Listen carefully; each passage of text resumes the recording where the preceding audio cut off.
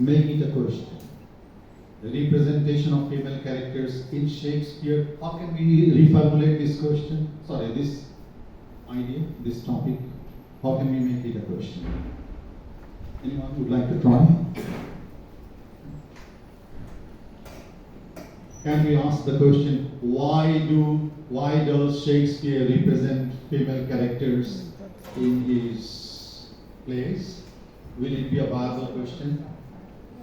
Since there are female characters in the plays, it would be just a nonsense to ask why does Shakespeare? Then we have to pull him up from the grave. Hello, Mr. Shakespeare. Could you please tell us why you inserted so many beautiful, vivacious characters, female characters in your plays? And he would say, look, I was rather partial to the women of my times. He was a great humorist. You must remember that.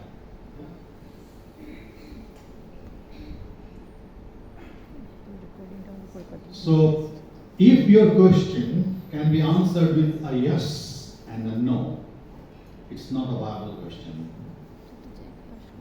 The sun rises in the east. Does the sun rise in the east? Can it be a research question? How can it be? Even a 3-year toddler can answer this question. Yes, it rises in the east. I've seen that. I've seen that.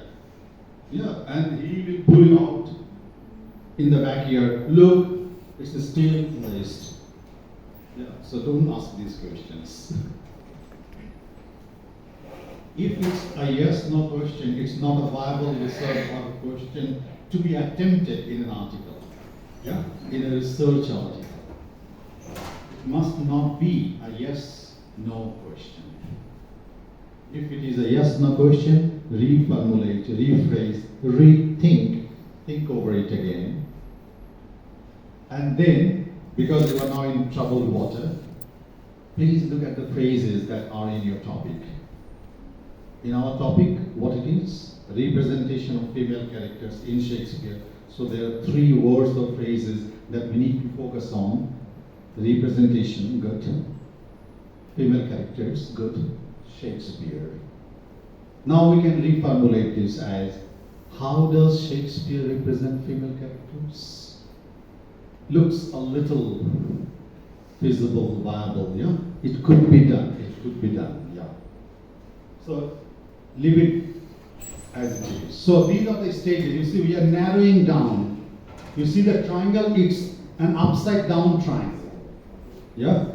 The base is at the top and the peak is downward. Yeah? That means we are narrowing down. From topic to a simple question, our strategy is to narrow down. Yeah? You look at the base, how wide it is.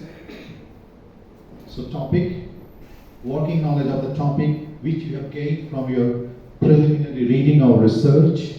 Then you come up with your working questions, you problematize, you find gaps in the existing literature. From there you move on to research questions. So it's a top-down triangle, yeah? Narrowing down the focus.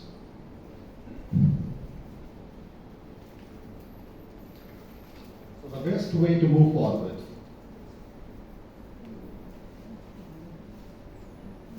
I know I have many colleagues here who teach writing courses, and we teach our students, hey, you must have a topic sentence in your first paragraph, your introduction. Yes, there should be a topic sentence. But is a topic sentence the same as a thesis statement? There is a very subtle difference between the two. Anyone would like to volunteer? Ma'am, I think you would like to say something? No? Okay, no. Feel relaxed. I won't impose anything to anybody. I'm not an imposter. People who impose, they are imposters. So turning a research question into a working hypothesis or a thesis statement is the next step. So let's see the difference, how they are different. Okay, I will come to this, keep it for later, move on to this. How do we do it? Look, you are you're constructing a rectangle-shaped building. Yeah? It's a perfect square. These days buildings are like that. Yeah? If somebody is there and you ask him, hey, can you see the entry? That man would just go around. No, I don't see an entry. There is a building. There is no entry point. How do you get in? In literary studies, sometimes you can't find always the hypothesis. Mention that the research question and the hypothesis. But You can talk to me. I'm very close to you. Don't worry. Yeah. My question is that in every literary studies, there are some research question must, but hypothesis sometimes you can't find it proper way. In ELT or No, there is in literature. When I have explained it, I think you will see, yes, there is. You did not just notice it. It is there. It is there. It's always there. Let me explain the point first. Yeah. So by taking a definite position, what is a position? How does Shakespeare represent female characters? What you're going to say? It is like a house without an entry point. Your reader is lost. You can talk a lot of things there. Your research question, it is still not a question. It is still just a question, a layman's question. Until you insert a definite position you are going to take in your article. Okay? And I will come to it later, yeah? Leave it at that. So, I will explain this point at the end. And this is where you need to construct your critical framework. When we see the citations in an article, what do they do there? Are they there just for decoration? To make a writing simply look academic? Of course not. A research is also a dialogue. A dialogue with the past scholars, existing scholars, and the scholars coming up in the queue who are standing behind you. It's always a bridge. Every research is a bridge. And you owe to the past scholars, people coming after you, they will owe to you your scholarship. Yeah? And in building that bridge, the thing that helps you is the theory, is the critical discourse you will be employing. Yeah? For example, if I use Edward Said, I pay my homage to Said, yes. This is going to be a post-colonial reading. Yeah? If I take a feminist writer like Virginia Woolf, she could be my mentor in writing that article. Yeah? I can take a Marxist viewpoint like Lukács, Terry Eagleton, Frederick Jameson. Yeah? So this is your face of the house. This is the entry point through which you will enter the house. Yeah? And this will become your research hypothesis. I will show you how. Okay? Now, if I formulate that topic now as a research question in this way, like representation of female characters in Shakespeare, a feminist reading.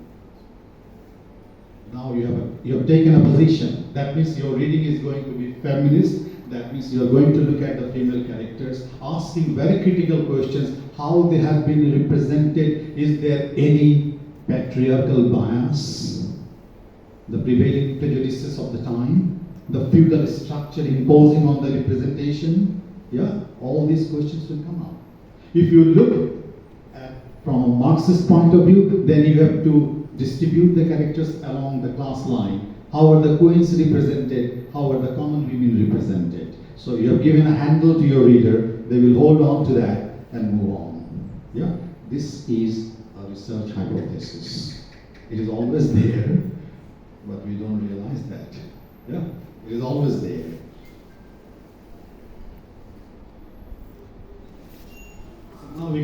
this point. So this is the difference between a research question and a hypothesis. A research question is a question that your research intends to address. You are addressing a research question. And a hypothesis is a proposition that your research intends to prove or disprove. That means when you say a feminist reading, you invite your readers to say, look, I'm going to show a feminist reading of the female characters in Shakespeare is a valid reading. Yeah, it is justified, and I'm going to show you how.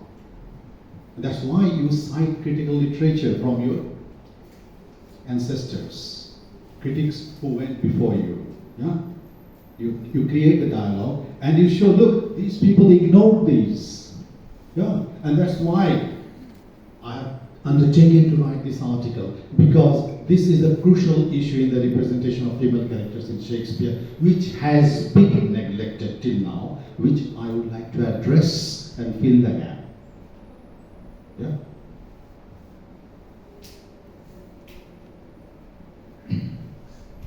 Now the sources, I have been talking about sources very loosely, primary, secondary, tertiary.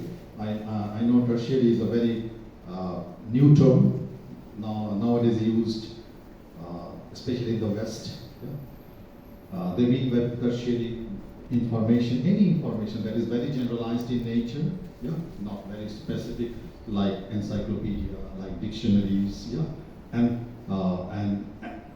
what should I say? Especially very specific dictionary like applied linguistics, dictionary of applied linguistics, term, etc. Very specialized kind of dictionaries. Yeah, and this is the best definition I think I can give you about tertiary sources. Tertiary sources provide generalized information about the subject. They are also used to identify and locate primary and secondary sources. Yeah. And about the two, the difference between the two, primary and secondary, is very tricky. You cannot really decide, you cannot really say this is primary, this is secondary. It depends on the way you use it. Rice can be our staple food, it can be a luxury in the Western countries. Yeah? So rice is not a staple food in the Western countries. It is here. So the way you use it, it will